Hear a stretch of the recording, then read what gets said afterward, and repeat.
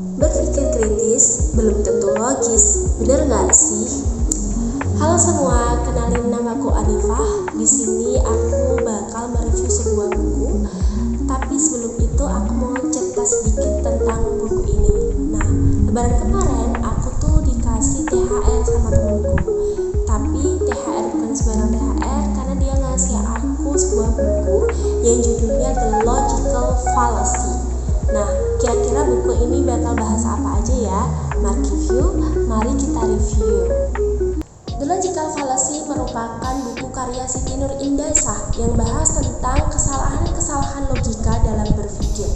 Nah, di era informasi yang deres banget kayak sekarang, berpikir kritis merupakan sesuatu yang super power banget. Sayangnya, banyak banget kesalahan-kesalahan berlogika yang malah dianggap sebagai berpikir kritis. Nah, buku ini hadir sebagai kamus buat kalian semua untuk menghadapi atau mengenali jebakan-jebakan logika yang mungkin kalian sering temui di kehidupan sehari-hari, di media sosial, atau bahkan di debat politik, yang mana itu membawa kita berujung pada perdebatan, yang berujung pada berantem di media sosial, atau bahkan berantem di comment section. Nah, di awal buku ini kita diajak untuk bagaimana caranya mengenali argumen yang salah. Ada dua penyebab argumen itu menjadi salah. Yang pertama adalah ketika argumen itu dibangun dari premis-premis yang salah, maka kesimpulan argumen itu juga menjadi salah. Nah, contohnya kayak gini. Misalnya kita mengikuti sebuah grup chat di media sosial. Kita berargumentasi atau kita punya asumsi dasar kalau semua informasi yang dibagikan di grup chat media sosial tersebut tentang demonstrasi adalah fakta yang akurat. Nah, argumen selanjutnya adalah ada postingan atau ada berita yang dibagikan ke grup chat media itu yang menyatakan bahwa demonstrasi itu anarkis, demonstrasi itu ricuh.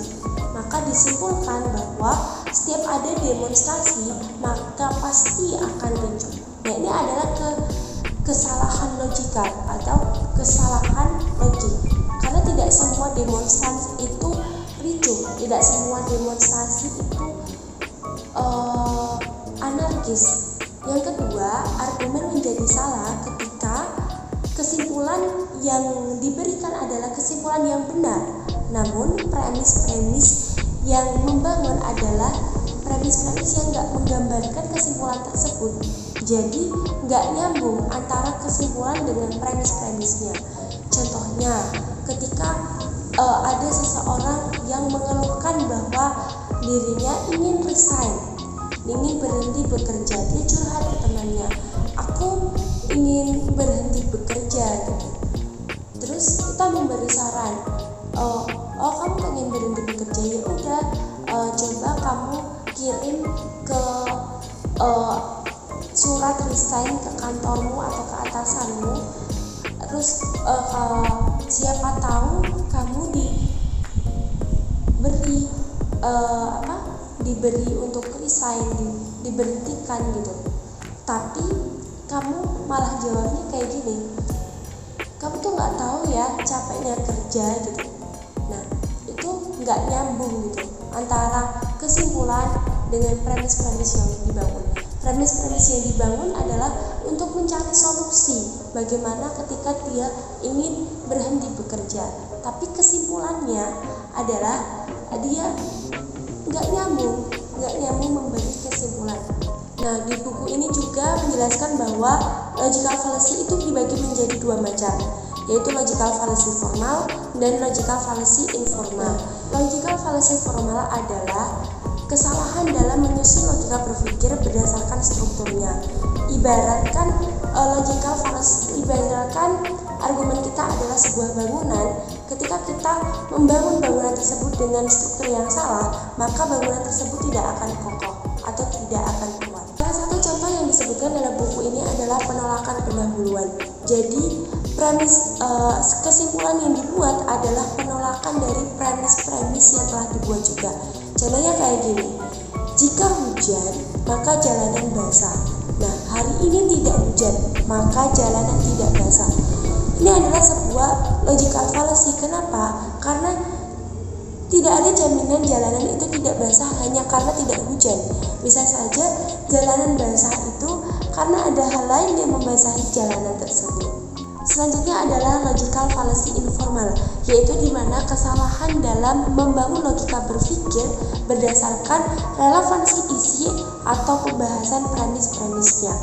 Ibarat sebuah bangunannya mungkin terlihat kokoh, tapi bahan yang digunakan untuk membangun bangunan tersebut bermasalah atau kurang baik, maka bangunan tersebut juga tidak akan kuat. Dalam buku ini sebenarnya membahas banyak sekali contoh-contoh atau macam-macam logical fallacy informal, tapi mungkin aku bakal sebutin salah satunya, yaitu false analogy. False analogy adalah menyamakan dua hal yang berbeda tapi sama. Contohnya kayak gini, si A dan si B adalah sama-sama mahasiswa KPI yang pandai berbicara di depan kamera. Namun, si A juga pandai dalam hal editing. Maka disimpulkan si B juga pandai dalam hal editing. Nah, ini adalah sebuah kesalahan logical fallacy karena si B belum tentu pandai dalam hal editing, mungkin pandai dalam hal lain. Nah, dari buku ini aku jadi tahu ternyata aku masih banyak menemui kesalahan-kesalahan berlogika atau kesalahan-kesalahan berpikir dalam kehidupan sehari-hari. So, aku rekomendasiin banget buku The Logical Fallacies karya Siti Nur Indasa ini buat kalian semua agar kita dapat berargumentasi dengan sehat pada kehidupan sehari-hari kita. Mungkin ini aja yang bisa aku bagiin. Aku Anifah, see you in the next review.